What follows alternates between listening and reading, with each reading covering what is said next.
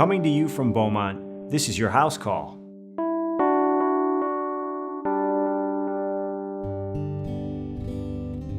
I'm Jen Pillars. We're at the Beaumont Weight Loss Clinic in Royal Oak. This is where I started my fitness journey about 3 years ago. I had lost myself. I had looked in the mirror at some point in my journey and said, I don't know who I'm looking at anymore, but I need to take care of myself. I had problems with consistency and staying with any kind of fitness regimen that I had planned for myself. I didn't give up. I continued. I also joined a gym. I committed myself to probably in the beginning 3 days a week, doing what I was comfortable doing, walking. I was very self-conscious about the way I looked in workout clothes, but I got over that. And I just focused on walking, and I looked around to see what people were doing on the machines. And eventually, I started using the machines. And then I got into more and more different types of cardio. I have energy, I'm happier, I feel more balanced. It's just amazing, and I wonder why I didn't do this earlier.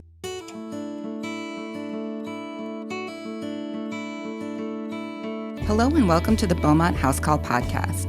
I'm Dr. Asha Shahjahan. Our goal is to help you and your families live smarter and healthier lives. Today we're talking about exercise. It's either a dreaded word like it was for Jen, or it's a word that resonates with invigoration. Yes, there are some people who can't imagine a day without it. Jen, with the help of the team of the Beaumont Weight Loss Center, eventually became the kind of person who goes to the gym every day and loved it. Her transformation and journey is so inspiring. The truth is, the lack of physical activity is really turning into an epidemic. Less than 5% of adults participate in 30 minutes of physical activity each day, and that's just not enough. So we're going to talk about exercise and talk about its benefits and how you can get back into an exercise routine and really make it a habit and part of your life. Joining us today is Marty Lillystone, an exercise physiologist from the Beaumont Weight Control Center. Marty, thanks for being here today. Thanks for inviting me. Exercise is one of those topics. Some people just hate it and other people are addicted to it.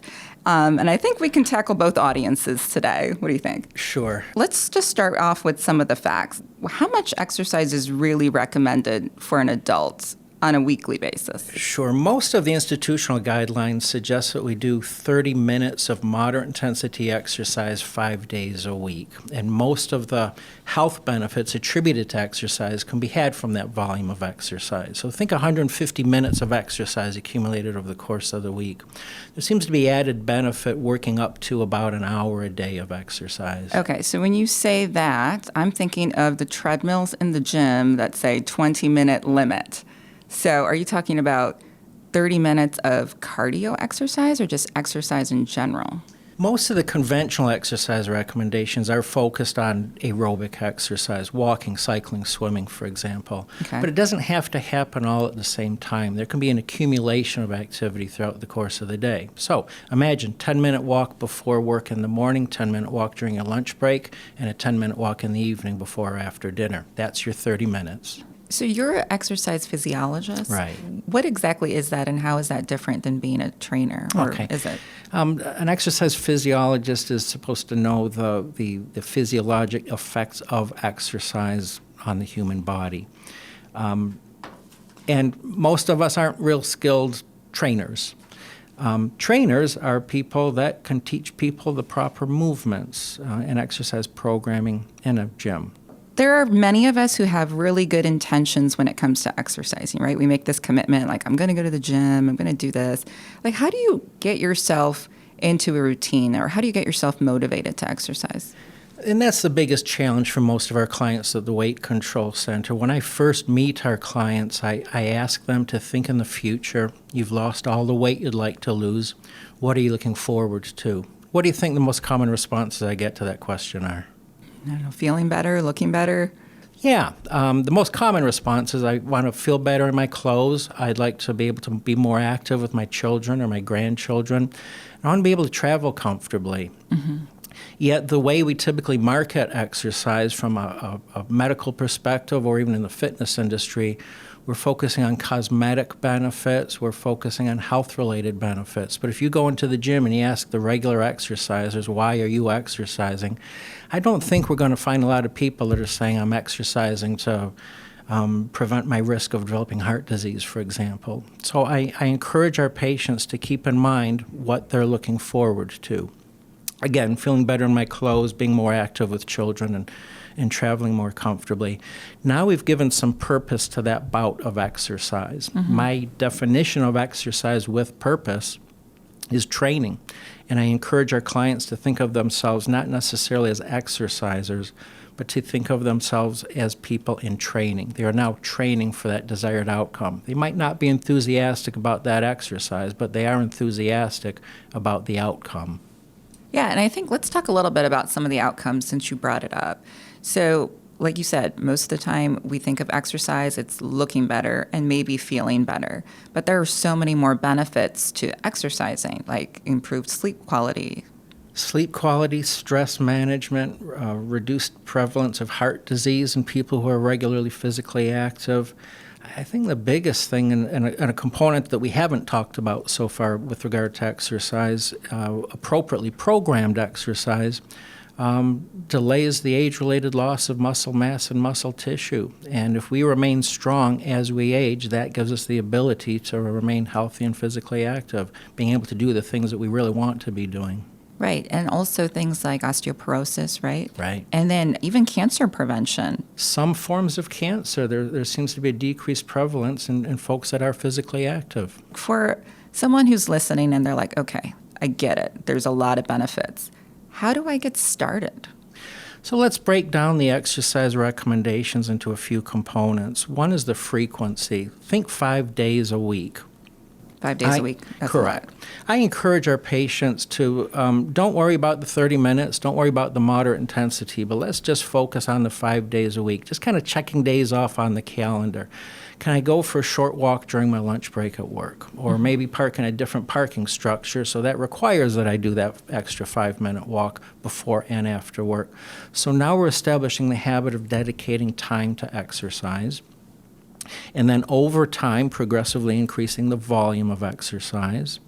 And then once we're at that point, then we start focusing on the intensity of exercise. And I think once we get to the point where we're routinely accumulating 30 minutes of exercise throughout the course of the day, the rest of it's going to fall into place pretty well. And I don't mean to suggest that this is easy, but I think it's very doable. And again, if you look at all of the benefits associated with physical activity, it's kind of hard to say I don't have enough time to do such a thing. I like the way that you said that you break it up, because I think even when I'm talking to my patients and we say, okay, at least 30 minutes, 5 days a week, people think of, I have to physically go to a gym and work out on some kind of equipment for 30 minutes and then, drive back home and then, eat my dinner, get my kids ready for bed. And it just seems like very overwhelming. So what you're suggesting is just kind of weaving it into your daily routine, which I think is pretty doable. Yeah, I mean, if you could imagine signing up for a marathon but without preparing for that marathon, it's kind of overwhelming. We can train for it so that by the time of that event, we're prepared for it. So many of us have jobs now that require sitting all day long. And there's a lot of evidence that sitting is the new smoking. So, why is sitting so dangerous? And then for those that are sitting most of the day and people who are in their car right now listening to the podcast or at their desk sitting, what are some things that they can do to be more active? Exercise. The studies that find that sitting is harmful have found that the consequences of sitting or just a sedentary lifestyle are mitigated by exercise. So if you do have a sedentary occupation where maybe you are sitting at your desk 8 hours a day, as long as you're exercising, How do you do then that? sitting isn't. If you're supposed to be, emailing or sitting in meetings. People say do walking meetings or, get the stand desk and stuff, but I don't see a lot of people actually enforcing it or doing it. It's not practical. I don't think it's going to happen. But again, as long as we exercise during our non-work hours, we're going to be okay.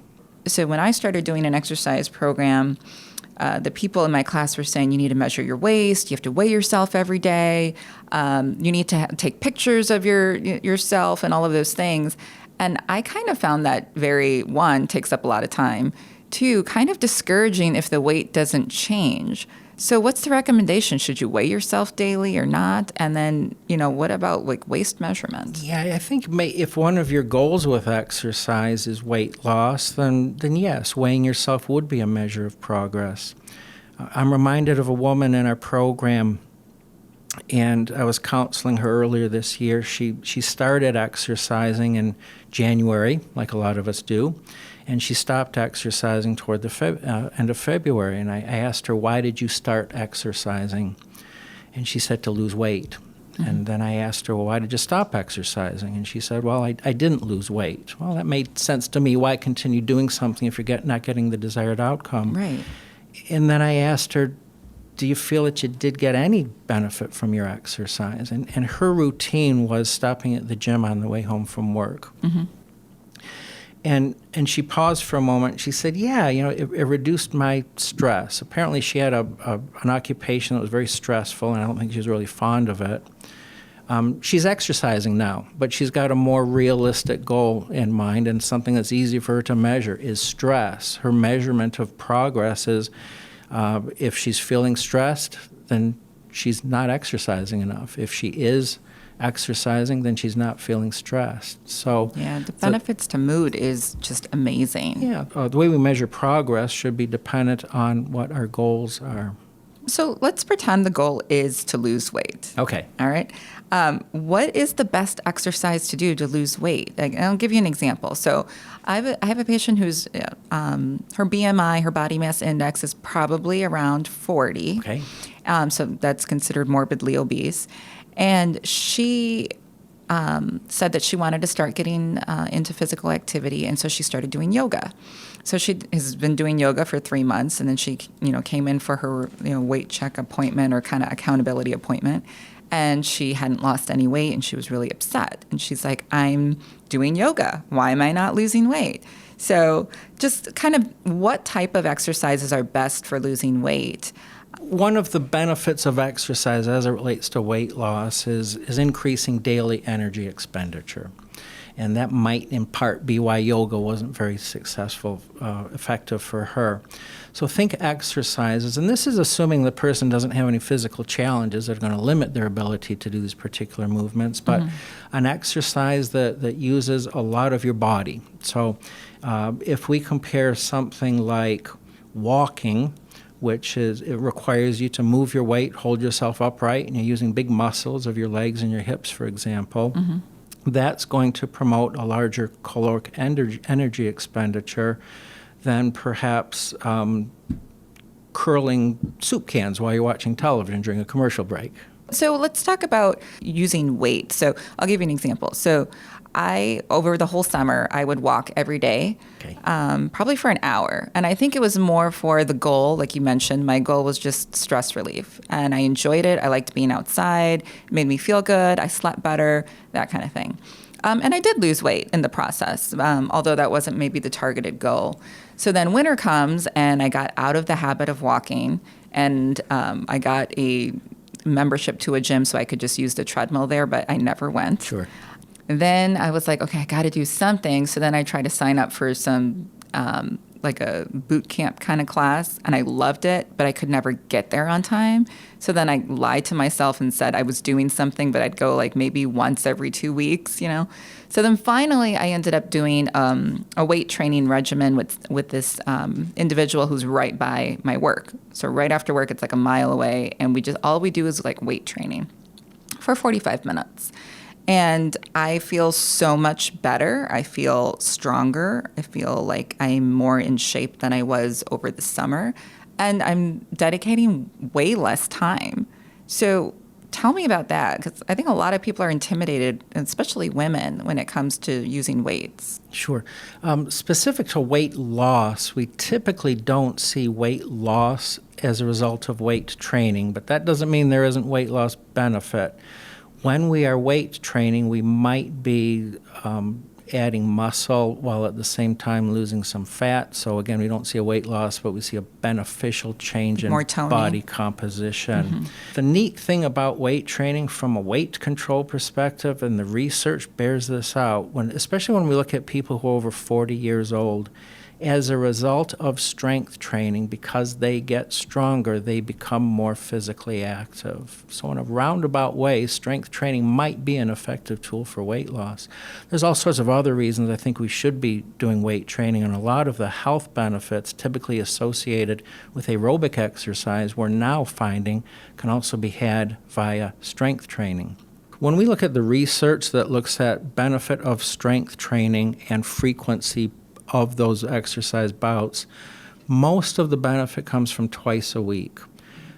For younger people, definitely 3 times a week. When we start getting beyond age 40 or so, for some people, 3 times a week is too much.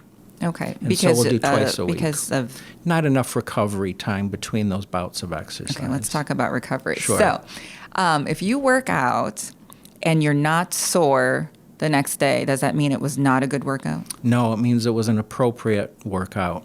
Okay, so if you're sore, that means what? Well, if you're sore, it might mean that you did something that you haven't done for quite some time, or you did something wrong. Oh, no.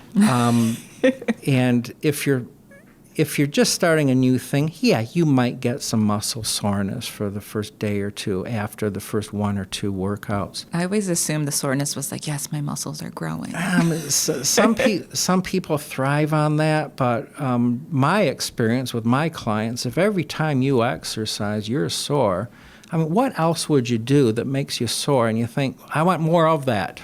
Right. Okay. Okay. And then to switch gears a little bit from weight training. So you think weight training is a good idea. Yeah. Good for weight loss and also for strengthening, correct? Absolutely. So now let's go into cardio. So there's all sorts of exercises out there when it comes to cardio. So I actually tried, it's like Orange Theory, where it's you do the running and then you do some weights and other things. And I found that I was having a lot of trouble with my knees on the treadmill. And I realized Orange Theory wasn't for me. I tried it out for a good 2 months, and my friend who did it with me loved it. She's still doing it. It's the best thing for her. But for me, I just didn't like it. I wasn't enjoying it, so I couldn't stick with it. But I was like, okay, that sounds like a good cardio exercise. But I love boot camp because I think it's like quick, a lot of changes, that sort of thing. But then there's other people that love, just like Zumba and different dance forms and that thing. And then there's the whole CrossFit following. Yeah. So can you talk a little bit about those different kind of cardio exercises and how would one choose what's best for them? Sure. Things like CrossFit, things like Orange Theory, typically they're very vigorous. By no question, people that do those, they become very physically fit. Mm-hmm. If we look at the health benefits of exercise, if we compare somebody who's exercising at a moderate intensity to somebody who's doing a CrossFit or an Orange Theory type program, those people aren't necessarily any healthier than the person that's exercising at a moderate intensity. They're certainly more physically fit, but they're not necessarily any healthier.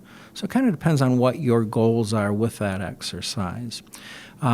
Something like Zumba, for example. The neat thing about that, quite often people don't perceive that as being exercise. They perceive that as being dancing. Mm-hmm. And that might be more palatable to somebody who's not fond of conventional exercise programming. Okay, so let's say, like for me, Orange Theory wasn't working because of my knees. Mm-hmm. So what are good exercises for people that have knee injuries? Because I get that a lot from patients, like, oh, I can't do this because my back hurts or my knee hurts or whatever it is. Typically, we'll emphasize a couple of things. One is we'll emphasize non-weight-bearing activity. So let's compare pedaling a bicycle to using an elliptical machine to walking, whether outdoors or on a treadmill. Pedaling a bicycle is non-weight bearing and there's no impact. You're seated while you're doing it. Mm-hmm. An elliptical machine is weight bearing. You need to stand up, support, and move your weight, but there's no impact. You're not picking your foot up and putting it back down. And then walking, it's weight bearing and it's impacts. And so we can try different modes of exercise specific to an acute knee injury. Yeah, we'd probably lean more toward a non-weight bearing activity. If it's a chronic condition, let's say osteoarthritis of the knees, I advocate strengthening the muscles that surround that arthritic joint. Okay. And properly performed squats, most people with arthritic knees can comfortably, safely do a squat, and it's a great exercise for knee health. What about heart rate? Is there a benefit to a heart rate goal? So, like during aerobic exercise? Yeah, me personally, that's another obstacle to exercise, just complicating things. There are people who have certain health conditions that perhaps do need to monitor their heart, but my preference is to go by what we like to call perceived exertion. How does the effort feel to you? Okay. Most of the health benefits attributed to exercise can be had from moderate intensity exercise. The way I like to define that to my clients, if you can imagine you have an appointment somewhere, you're running a bit late, you drive your car, you park your car in the parking lot so that you're not too late, you're going to walk a little bit faster than you otherwise would. It's that intensity of exercise where we get the most health benefit. So yeah, some people say like if you can't talk while you're exercising, that's an indication? Yeah, and if you can sing to the person, you could probably pick it up a little bit. Okay, that's good to know. Okay, so I'm going to ask some like real quick questions, so just like a quick answer. Sure. What's the best exercise to help improve posture? Strength training. What's the best full body workout? I would say cross-country skiing. Oh, cross-country skiing. What if you're not a skier? Learn. How about rowing or Okay. swimming? Okay. What's the best exercise for weight loss? Whatever you want to do most often. Okay. Very good. So for people that are older, so 65 and older, many people kind of stop their exercising, and their mode of exercising might be, walking or something like that.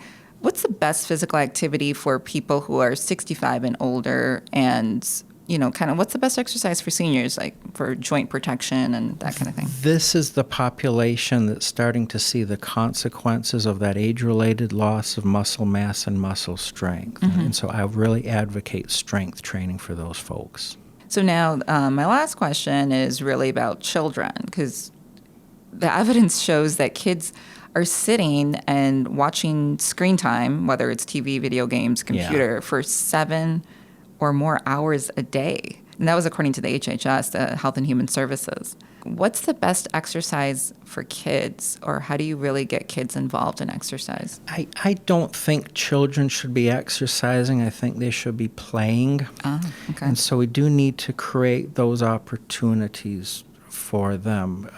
The data that I'm most familiar with finds that we call it screen time, so time spent in front of computers, televisions, and so on. There's no correlation between body weight and screen time up to 14 hours per week, think 2 hours a day. Once we start getting more than that, then we see body weight increase. So we really need to, I think if we just limit our children to 2 hours of screen time, whatever else they're going to be doing is going to be somewhat more physically active than what they're doing in front of the screen. So that might be a good place to start. I also encourage parents to incorporate their children into some of their physical activity, so it becomes a family thing as opposed to just making the child do something. Yeah, that's a great idea, especially instead of doing the family going out to dinner. Maybe everyone go roller skating. Or walk or ride your bicycles to dinner. That's all okay. Yeah, that's awesome.